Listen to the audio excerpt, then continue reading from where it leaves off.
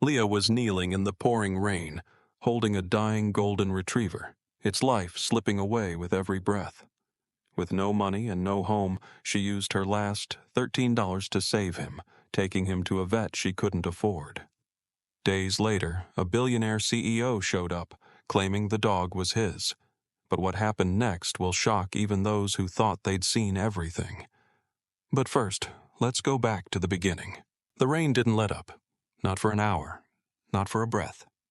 It pounded the pavement in sheets, each drop exploding like glass against concrete, soaking Leah Mitchell to the marrow as she stood motionless outside the clinic's fogged-up glass doors. The overhead light buzzed faintly above her, casting a trembling yellow glow that made her reflection in the door seem almost ghost-like. Her face pale, drenched, framed by strands of soaked brown hair plastered to her cheeks. Her hoodie sagged under the weight of water. Her hands trembled, half from cold, half from something else. Inside, the dog had disappeared into the back room, cradled in the arms of the veterinarian, who hadn't asked questions, only nodded with grim urgency and vanished behind swinging doors. That moment played over and over in Leah's mind. The weight of the pup in her arms, the smell of wet fur and blood, the way his eyes had fluttered closed just as she reached the desk. She had whispered something to him then, 3 simple words that felt foreign leaving her lips. "Please hold on." It hadn't mattered that she had no address, no backup plan, no umbrella, no warm bed waiting. She had spent her last $13 on a life that wasn't hers to save. And still, she didn't regret it. The receptionist hadn't said much after taking the money, except to ask Leah to step aside so others could enter. There were no others. Just Leah, dripping a puddle onto the floor, arms empty now, fingers curled tightly around the hem of her useless sweater. When the vet returned 15 minutes later and said, "He's stable," she nearly collapsed with relief. She didn't ask what came next. She didn't need to. She gave one last look at the swinging doors, then turned slowly and stepped back out into the storm. The walk home was longer in the dark. Every step sloshed with water.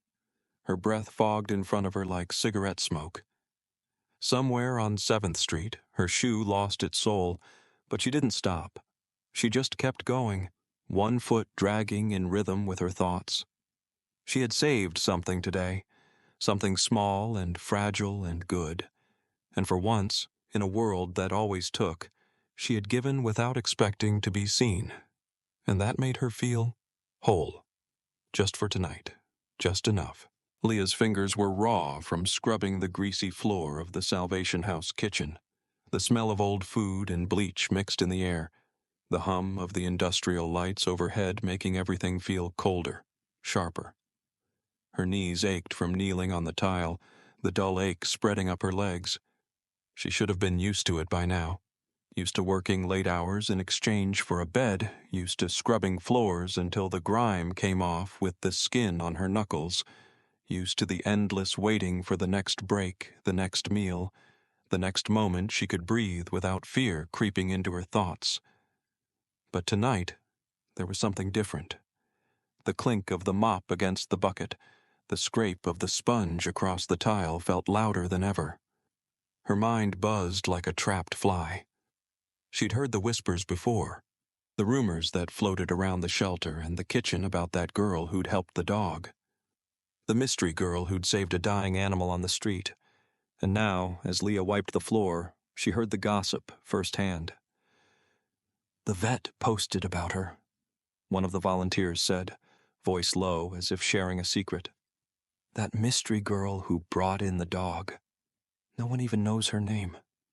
She paid for everything. Her last $13. And then just disappeared." Leah's heart skipped a beat. Her own breath hitched. She wiped the mop against the floor harder than necessary, the wet rag streaking across the tiles.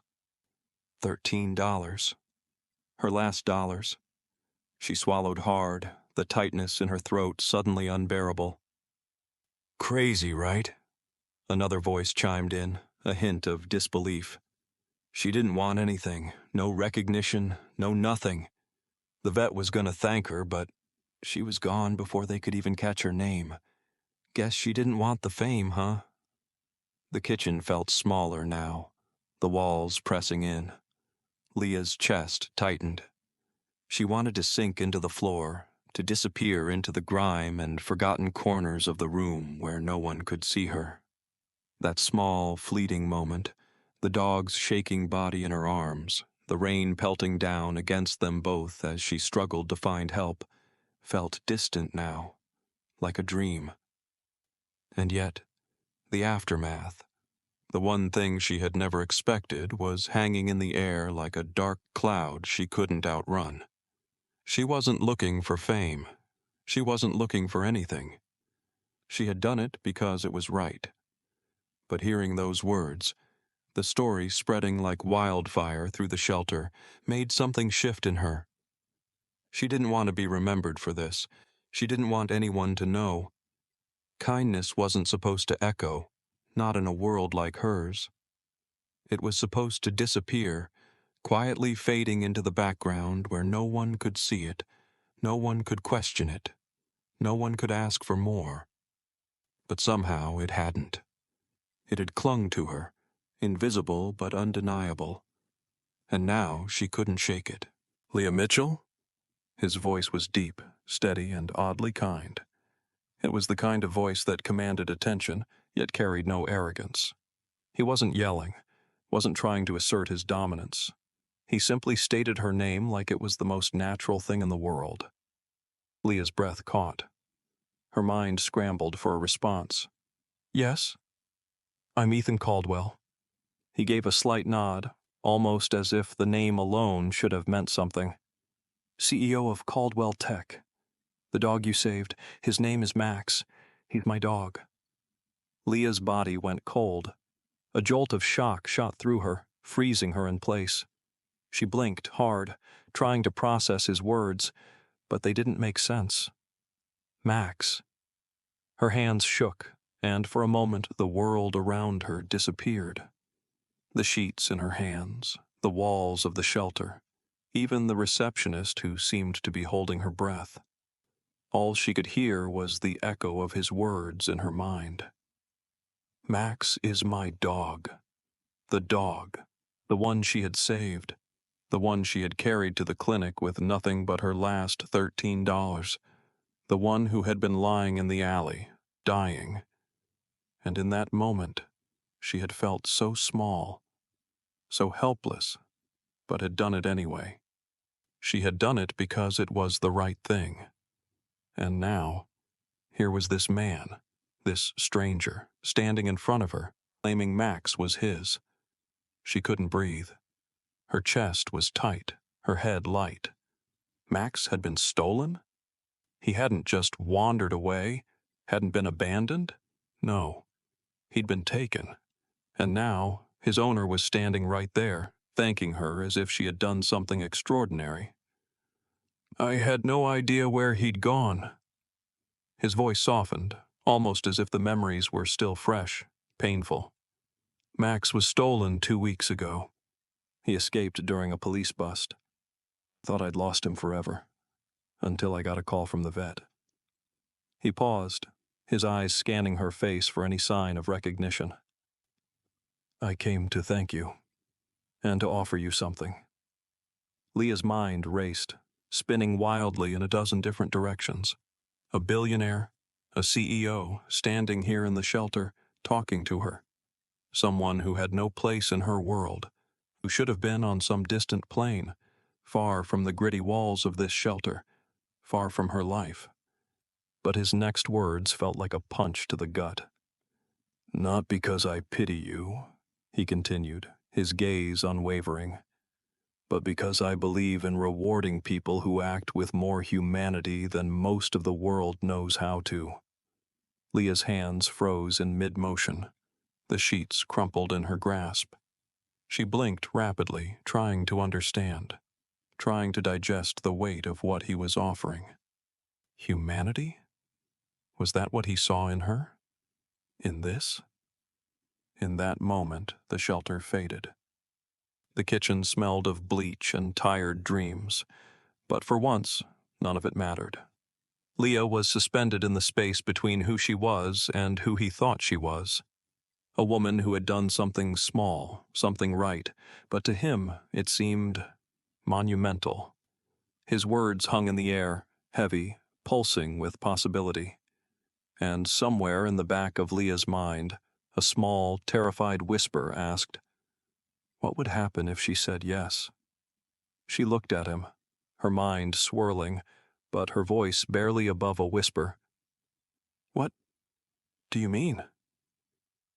Ethan Caldwell's gaze softened, but it was the kind of soft that spoke of something more. Something she wasn't ready to face. But her story, and the life she had struggled to hold together, was about to change. And there was no turning back now.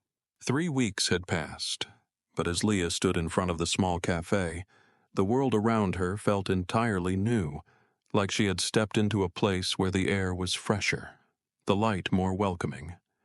The walls of Max's place were painted a soft cream, the words on the sign almost glowing against the early morning light. Max's place, a name that had come to symbolize so much more than just a cafe. It was the realization of a dream, one she hadn't dared to fully embrace until now. The colors seemed brighter, even in the overcast dawn, and the clean glass of the front window reflected her standing there, a steady weight of both pride and disbelief settling in her chest. The business idea, hers. The startup funds, Ethan's gift, with no strings attached. A quiet partnership, no media fanfare, no reporters lingering at the door. Ethan Caldwell, the enigmatic billionaire, had never wanted to make headlines. He had wanted to see Leah thrive, to see her use the second chance he'd offered to build something lasting. And that's exactly what she was doing. Mason, now fully recovered from the flu that had once weighed him down, was sitting in a corner of the cafe, reading his science book, a private tutor beside him. Leah's heart warmed at the sight. She never thought she'd see her brother with a smile on his face, his focus so pure, his future now filled with the promise of more than just surviving. They had their own apartment now, clean, safe, with real beds and space to stretch out without worrying about what tomorrow would bring. And Max? Well, Max had become the cafe's unofficial mascot. His golden fur gleamed under the overhead lights, his tail always wagging, a permanent fixture at the entrance.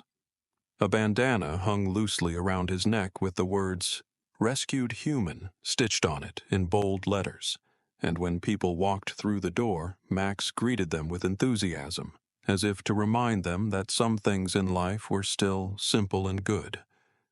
But as Leah gazed at the sign, her heart heavy with gratitude, a soft pang of curiosity tugged at her thoughts. She knew people asked, why had Ethan Caldwell chosen her? What had driven a man with everything to extend his hand to someone like her, someone who had nothing? He'd never given interviews. He'd never explained why. And the more time passed, the more Leah realized that she didn't need an answer. Then one evening, after the cafe had quieted and Leah was closing up, she found a crumpled napkin tucked beneath her apron. It was folded neatly, but worn, the edges curled and slightly stained. On it, in Ethan's familiar handwriting, were the words, "You didn't just save my dog, Leah. You reminded me there are still people in the world who do the right thing, simply because it's right." Leah held the napkin in her hands for a long moment, feeling the weight of his words settle into her chest. She folded the note again, more carefully this time, and slipped it into her pocket. The simple phrase hung in her mind like a quiet promise, a reminder of the small, hard choices that had shaped everything. Her decision to help a dying dog, the bond that had formed between her and Ethan, and the new life that had slowly come together, piece by piece. Outside, the sun crept through the window, casting golden light across the tables as customers started arriving. The aroma of freshly brewed coffee filled the air, the soft clink of cups and silverware creating a gentle rhythm. Leah stood behind the counter, watching them all settle in with their morning routines, the normal hum of life that once seemed so distant to her. But now, it was hers to be a part of. In this place, this small corner of the world, she understood what it meant to be rich. Not in the sense of money or possessions, but in something far more valuable. She was rich in meaning, rich in purpose. She had built this from nothing, from a single, simple choice, to do what was right. And in this warmth, surrounded by the echoes of a fresh beginning, Leah knew that, no matter where the future led, she had already found something worth more than gold.